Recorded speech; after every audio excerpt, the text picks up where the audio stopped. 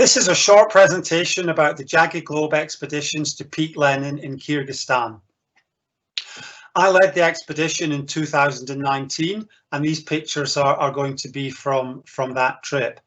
At 7,134 meters, Peak Lenin is probably the most accessible of the 7,000 meter peaks, and is certainly the only one which is regularly offered as a 3-week expedition, unlike the other 7,000 meter peaks, which are generally 4-week expeditions.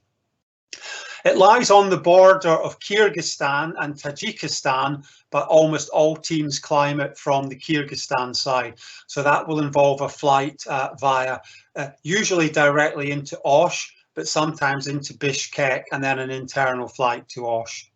It was first climbed in 1928 by a German and Austrian team, and became one of the most popular peaks in the former Soviet Union in the days of Soviet mountaineering. One of the reasons it can be run as a 3-week trip is that from Osh it's only a 6-hour drive to base camp. On the 2017 expedition, there were 3 climbers in addition to myself, and this is as pictured in the site of base camp at 3,600 meters. There's some confusion of names regarding the camp on this mountain.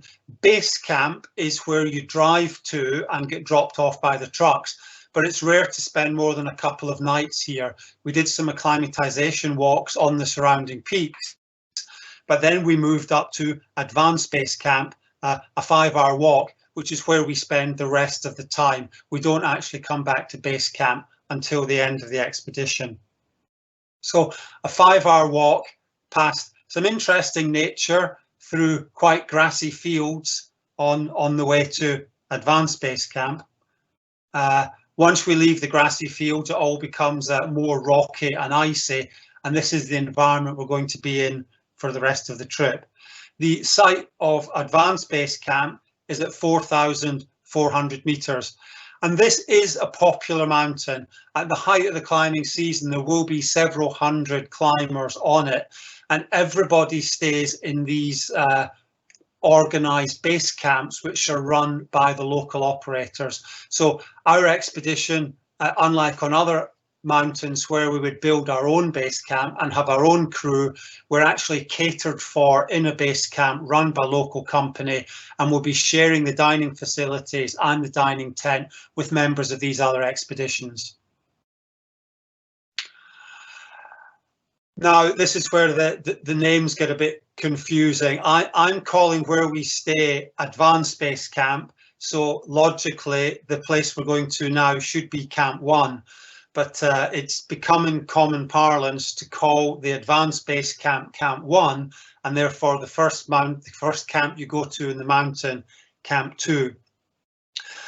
6 to 8 hour hike, going to a height of 5,300 meters, and this will change greatly during the season. It's normal to climb this mountain in July, and depending whether you go early or late, this ground between ABC and Camp 1 will start off being snow, which could be quite deep, but then with the warm conditions, the surface snow disappear and the ground will become more open, and there'll be more visible crevasses by the time we leave the mountain.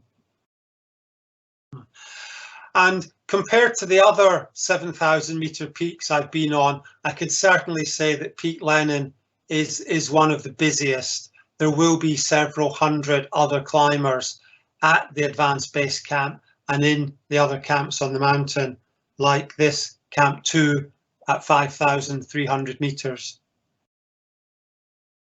So here we see several teams.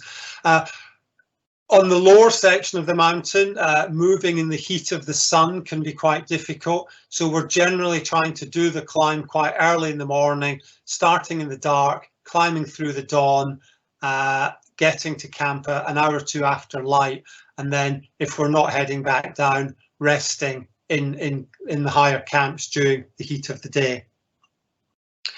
Leaving the site of this camp, which I'm calling Camp 1, climbing to Camp 2, is the steepest part of the mountain.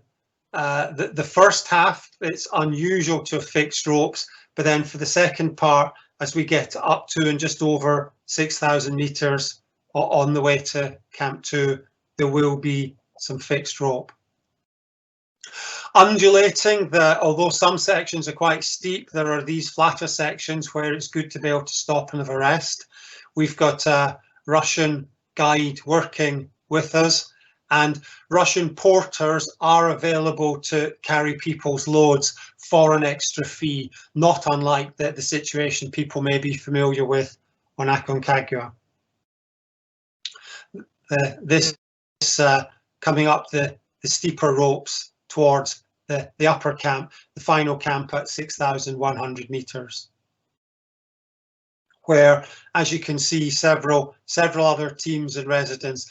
But as is often the case on these quite busy mountains, although there are many people moving around on the lower sections, when it comes to summit day, it's not unusual to be alone. And the day we climbed to the top, there was only our group and maybe 2 or 3 other people. Quite a long, and I think I would say difficult summit day, but nowhere steep. The altitude difference between the top camp and the summit is only 1,000 meters, but in order to do that, we have to climb 1,200 meters. There's a fair bit of undulation and some quite significant downs that have to be repeated on the descent when they become ups. So we made a 2 a.m. start in cold, clear conditions. And it took 9.5 hours to get to the top. And I don't think we're moving particularly slowly. I think we're making quite good progress. It is just quite a long way across this fairly easy terrain, nowhere steep, but also not that distinct. A lot safer with good visibility, but needing to carefully GPS mark the route, as cloudy afternoons are not uncommon, and the accidents that have happened on this mountain have usually been people failing to find the way on the descent. So fairly cloud-free ascent, as I said, 9.5 hours across this not terribly steep terrain, taking us on the final rocky, few bits of rock showing through the snow on the way to the summit. And here, one of the climbers at the summit marker. And a close-up with Lenin's statue on the top. And you can see behind, this is now early afternoon, the clouds starting to build.